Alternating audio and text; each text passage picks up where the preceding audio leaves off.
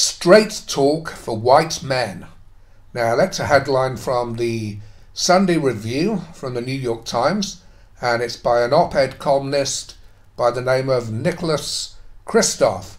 And Nicholas starts off by saying, supermarket shoppers are more likely to buy French wine when French music is playing and to buy German wine when they hear German music. Now my initial reaction to that is so fucking what? How is he going to turn this into a lecture aimed at straight white men? I beg your pardon, not straight. He just says white men. And he says straight talk. I'm amazed he didn't bring sexuality into this article, but he doesn't. Anyway, he continues.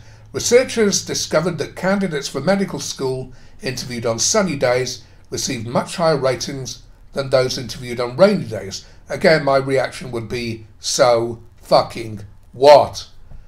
Those studies are a reminder that we humans are perhaps less rational than we would like to think. Well, you speak for yourself, Nicholas, but please don't try speaking for the rest of us. And more prone to the buffeting of unconscious influences. Well, I'm more concerned about the influences of the mainstream media on people's minds because it's not done on an unconscious level, it's in your face, like this article. And he says, that's something for those of us who are white men to reflect on when we're accused of privilege. Now look, Nicholas, if you want to feel guilty about being a white male, then that's fine, that's your business. But when you're trying to force it, cram it down other people's into other people's minds like this, and talking about privilege, I mean, how often do we have to go through this? He continues, white men sometimes feel besieged and baffled by the suggestions of systematic advantage. Yeah, it's because they don't exist.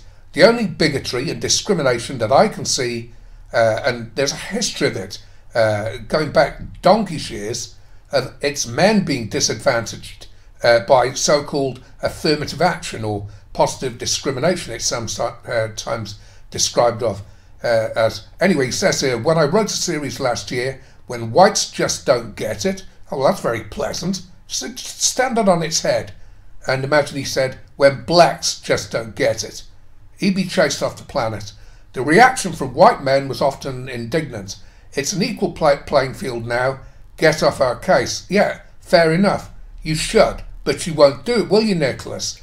Yet the evidence is overwhelming that unconscious bias remains widespread in ways that systematically benefit both whites and men. So white men get a double dividend, a payoff from both racial and gender biases. Well, I'm just going to remember that but just remember the word bias for the time being. And the case is that in so many of these articles, when they talk about unconscious bias, and it's sometimes called, I don't know, microaggressions, macroaggressions and things like that, is that these authors never seem able to point their finger at one single company in the private sector in particular, or even in the public sector, which is as biased as hell against white men right throughout the Western world. They can never point to a company, ever. And just to the right of the text to the article, which obviously I'm going to put in the comment section and pin to the top, along with a couple of other links, there's some more articles here from Nicholas. Mr. Trump, meet a hero who you maligned. Trump's threat to democracy. I tried clicking on that, like the Washington Post, I beg your pardon, the New York Times won't give it to me because I've run out of articles for this month already. And his final one they have there is my worst columns. Well, I hope you include this one in it, Nicholas. I hope you do.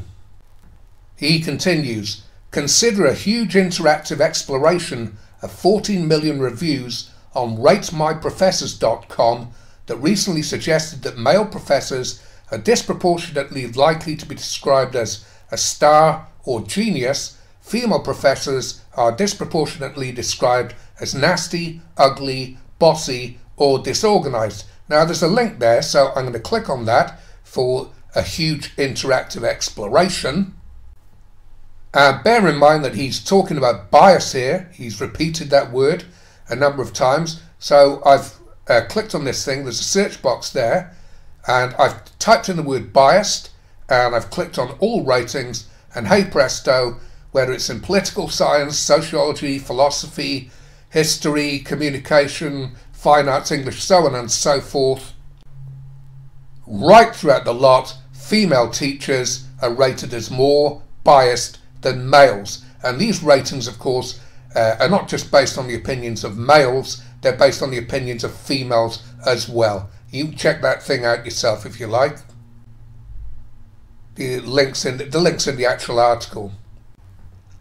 And it fits in perfectly with another link that I'm going to stick down from coming from the British Independent, and that's female teachers accused of undermarking boys. And it's not just the opinion of boys that they'll get more fair results from a male teacher than a female. It's also the opinion of girl pupils that they would get better marks from a male teacher. But it turns out when they tested the teachers, they found that indeed male teachers were more fair when it came to marking than female teachers. And but researchers at North Carolina State conducted an experiment, says Nicholas, in which they asked students to rate teachers of an online course. The students never saw the teachers. To some of the students, a male teacher claimed to be female and vice versa. When students were taking the class from someone they believed to be male, they rated the teacher more highly. Yeah, and quite rightly too, it seems. They're more biased, female teachers. The very same teacher, when believed to be female, was rated significantly lower, and that would have been by both females and male students. Now he gets down to the nitty-gritty. Something similar happens with race. Two scholars, Marianne Bertrand and Sendil Malaith, no, I can't pronounce the last name, sent out fictitious resumes in response to help wanted ads.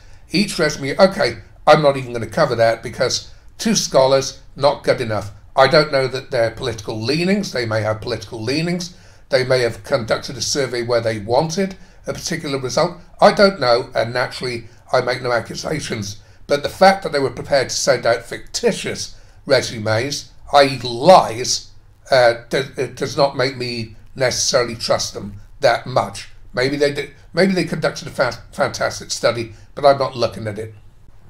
Anyway, one aspect of the study was, and there's a link there if you want to have a look at it yourself. Maybe I'm wrong. It says having a white-sounding name was as beneficial as 8 years' work experience. Well, I don't know. Then there was the study in which researchers asked professors to evaluate the summary of a supposed applicant for a post as laboratory manager. But in some cases the applicant was named John, and in other cases Jennifer. Everything else was the same. John was rated an average of 4 on a 7-point scale for competence, Jennifer a 3.3. And when asked to propose an annual starting salary for the applicant, the professor suggested on average a salary for John almost $4,000 higher than for Jennifer. Maybe that's because the professors know full damn well that men work far harder and far longer hours in the workplace than women, and maybe they might assume that Jennifer could be more likely to be described as a nasty, ugly, bossy, disorganized, biased bitch. Yeah, I'm not doing much more of this here. Anyway, he blabbers on. It's not that we white men, don't stop including other white men, are intentionally doing anything wrong. No, white men are bending over fucking backwards to try and fit in and do what they believe to be the right thing. And capitulation to the feminist movements, of which this guy seems part of, that's the last thing you do. You just end up getting attacked even more. Anyway, he continues, but we do have a penchant for obliviousness about the ways we are beneficiaries of systematic unfairness. Rubbish. Maybe that's because in a race it's easy not to notice a tailwind, and white men often go through life with a tailwind, while women and people of colour must push against a headwind. I'm calling BS on that these days. While we don't notice systematic unfairness, we do observe specific traits to address it, such as affirmative action. And I think I'll finish off there. I'm not finishing the rest of this article now.